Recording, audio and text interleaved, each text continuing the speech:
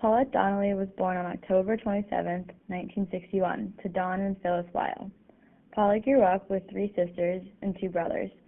Born and raised in Chicago, Polly moved with her family to Fort Wayne, Indiana, at the age of 10. She attended Indiana University, where she became interested in traveling.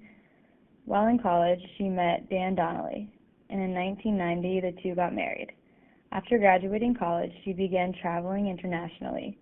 She now works as a division director in the office of the Procurement Executive Office of the State Department. After the birth of her two daughters, Polly continues to travel and work at a rigorous pace. Polly was diagnosed with presbycusis at the age of 50, but she refuses to let this disorder get in the way of her love for speaking to individuals of different cultures. Presbycusis is the gradual impairment of hearing due to old age, also known as sensorineural hearing loss. This disorder is passed through genetics about 50% of the time. There are no definite signs of presbycusis, but other causes are mitochondrial DNA mutations, exposure to oxidative stress, and damage to the ear from noise. Presbycusis is common, affecting a third of people between 65 and 75 years, and up to a half of people 75 years and older. The hearing loss can usually be corrected with a hearing aid. Although there is successful treatment, many cases go unrecognized and undertreated. In a hearing test, the failure at any frequency at 25 decibels for young adults or 40 decibels for late adulthood justifies referral for an assessment.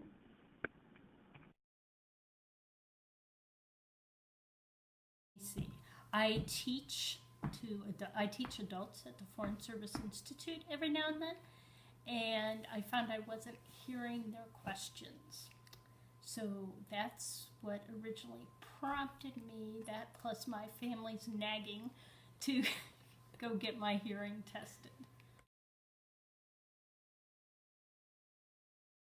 Because when I teach now, I wear the hearing aids, and now I put the hearing aids in when I feel I need them, and when I don't wear them.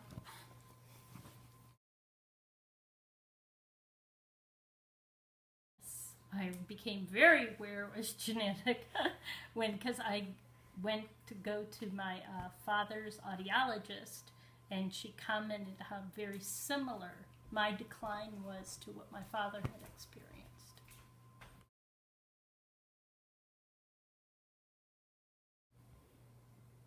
Okay, the ways I've adapted to the hearing loss is basically I've learned to read lips better, so that I don't actually hear what people are saying. Sometimes I can tell just by how they're moving their mouth.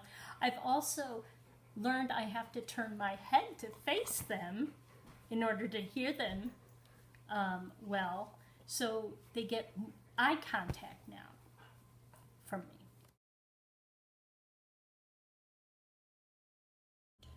The disorder was found basically because my family was getting frustrated with me when I wouldn't hear them, although some of that might have been selective hearing. Yeah, the really high or really, really low.